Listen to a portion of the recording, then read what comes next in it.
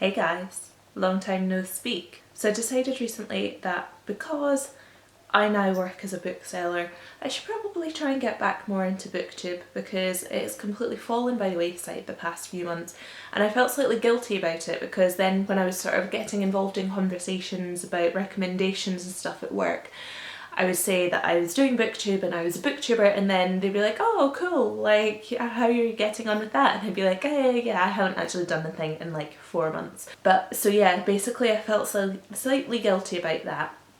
And for a while I went through a period of thinking, I don't need to feel guilty, I was only doing this as a hobby. Like if I need to take time out of it, then it's not necessarily my position to have to explain that to people and justify it. I can do what I want. I thought I would just start with a quick life update because that kind of explains where I've been. So I have finished my degree now. I finished in May, yeah, just over a month ago. I got a first, which I'm very, very pleased about, and it's something that I never would have believed that I could manage considering the amount of times I'd considered dropping out or taking a year out for mental health reasons. So yeah, I'm really, really proud of myself that I actually managed to achieve that. I graduate on Saturday, so I've still got that to look forward to. Hopefully I won't fall over on the stage.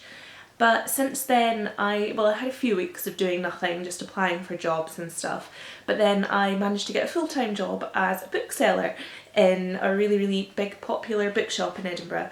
So I'm really pleased with myself for doing that. I've been there for 2 weeks now and I am absolutely loving it. Like, everyone is so nice. I just love talking about books with customers. I love getting recommendations from my colleagues. Like, I've been out for meals with some of them already. Like, it is just the most supportive place I have ever worked. And then on top of that, I've sort of been a lot better mentally as well. I'm hopefully going to get discharged from therapy soon, coming off medication, and it was something that I was really scared about.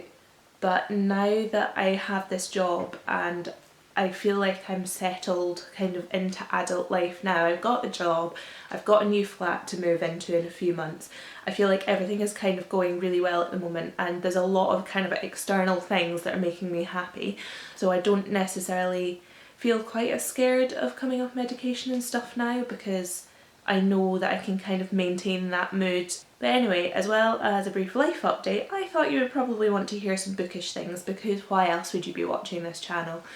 So first of all, I'll just talk about what I'm reading at the moment. I'll maybe mention a few things that I've read recently and what I plan to read soon. At the moment, I'm reading Some 40 Tales of the Afterlife by David Eagleman. I've been wanting to read this collection for a very, very long time. I think it was Jen who first mentioned it many, many months ago, probably even like a year ago now, but I'd completely forgotten about it, and then I was shelving some books at work when I saw one single copy of it shoved right at the back.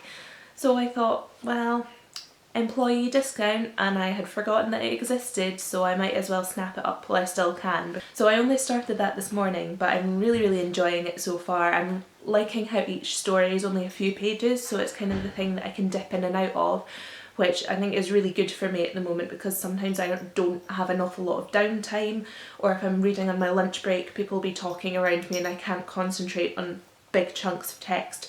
So I'm finding that it's a really, really good format, and also I just really love kind of anything to do with sort of the paranormal and mysterious, magically kind of stuff, and that's mainly what this deals with because it's talking about 40 different versions of the afterlife and sort of superstition and things like that. And from what I have read so far, the first few stories, I think I'm really going to enjoy this collection. Now for a couple of books that I have read recently that I have quite contrasting opinions on because I thought it's too late to catch up with wrap-ups from several months. I've read like maybe 20 books since I last filmed, and that would just take forever. So the one that I really enjoyed that I read last month was The Sunlight Pilgrims by Jenny Fagan. The Panopticon was one of my favourite books of last year, so I had high expectations for The Sunlight Pilgrims, and while the premise didn't necessarily grab me as much on paper, like when I read the blurb of it, I thought it could be good but I'll probably just read it because I'm a completist like that and I really like her writing style. Also, I'll read whatever she writes regardless of whether I'm super invested in the plot or not. But actually I was really surprised, although it wasn't quite as it wasn't as action-packed as the Panopticon. Obviously there's a lot of kind of crime and things like that in the Panopticon, whereas this was more just a relationship study in this sort of frozen climate. I really enjoyed it, and I thought as well that it dealt with transgender issues so well. Like, I didn't even know that that was in the book, so that was a really nice surprise. And I don't know, just the way that it dealt with it, I really liked. As always, Jenny Fagan writes beautifully. I could really relate to all of the characters because none of them were perfect. Like, they all sort of had moments where they were just in foul moods and it would really come across, and there was a lot of tension between the characters, some of it resolved, some of it unresolved, lots of fights. It just felt really well developed. Like, I could really get in the minds of these characters, and I really enjoyed that. And that's actually one of the things I liked most about the Panopticon as well. So yeah, I think Jenny Fagan is definitely always going to be a winner for me. The book that I read recently that I didn't enjoy as much is The Portable Veblen by Elizabeth Mackenzie, which I finished just a few nights ago actually. I didn't particularly follow the Bailey's Prize, but I think I started work a few days before the winner was announced, so there was obviously like big displays of all the Bailey's nominees everywhere, and I read the back of this and I thought, oh well, it sounds quite light-hearted, quite fun. I do like a bit of quirkiness, some quirky characters that I can just root for. I think that could be quite a nice easy read, something that's topical and relevant because it's nominated for this massive prize, but also I'm not going to get necessarily too bogged down in that I lose the will to read it. Honestly, I don't really see why it was nominated for the Bailey's Prize. Compared to the calibre of the other books that were nominated and The Glorious Heresies which won, which I haven't read but I have heard enough about the premise of it to know that it will not compare to The Portable Veblen. I don't see how it was in the same league as those books. It wasn't really a slog. It was just really... it was too quirky. It was like quirky for the sake of being quirky, and just throwing in all these random extra bits that didn't necessarily make me engage with the characters more, they just made it more weird. And I do like a bit of quirkiness, but not when it dominates the whole thing and it replaces real personalities for the characters. Like, it's just, oh, I can't get my head around how much I disliked all the main characters. I didn't like Veblen, the main character, because she was basically cookie cutter manic pixie dream girl who had a really bad relationship with her fiance, and yet most of the book was them just gushing over each other, and I could not get my head around it. Like, I could see beneath the surface and see that those characters were not good for each other, that they were all always falling out over stupid things like talking to bloody squirrels. I just really wanted the book to end with them realising that they were a really bad match and breaking up, because that was the only thing that could have redeemed it for me. But alas, that is not what happened. I'm sorry for spoilers, but I'm sure most people appreciate a happy ending. I did not want a happy ending in this one, and it's very rare that I can say that about a book, but I think having a bit more realism would be the only thing that could have dragged it back from that edge and maybe bumped it up to 3 stars for me, because as it stands I only gave it 2. And finally, I have a big bundle of books that I plan on reading soon, so I'm just going to quickly whiz through them all because this is not a book haul video, this is just me trying to catch you up on some various things. So the next book that I plan on reading after some is The Girls by Emma Cline, because I've wanted to read it for a while since I saw it floating around Goodreads, but then I got a free reading copy from work the other day, and I think there was a few of us sort of vying over it, but I missed out on going to the HarperCollins roadshow, which all my colleagues went to, so they felt bad and let me have first dibs of it. It sounds exactly like my kind of book. I love that kind of 60s setting, I love cults, I love conspiracy theories, I love all that kind of weird shit, so I am going to be all over this book. I've got a couple of poetry collections as well that I bought recently. So I got Unicorn by Angela Carter in May, which I'm looking forward to reading because I didn't actually realise that Angela Carter had published any poetry, so that was a really pleasant surprise when I saw it. I've really enjoyed all her short stories that I've read so far.